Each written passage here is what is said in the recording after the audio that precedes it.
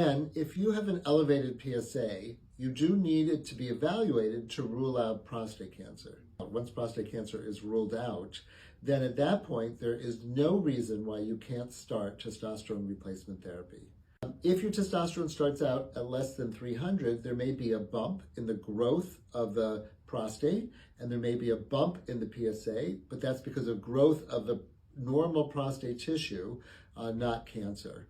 And then once you reach a level of 300, you have saturated your receptors on the prostate for testosterone, so it makes no difference in terms of prostate growth.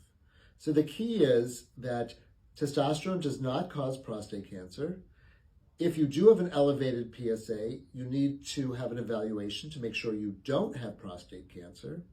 And once you know you don't have prostate cancer, you don't have to worry about a slight bump in PSA once you start testosterone replacement therapy.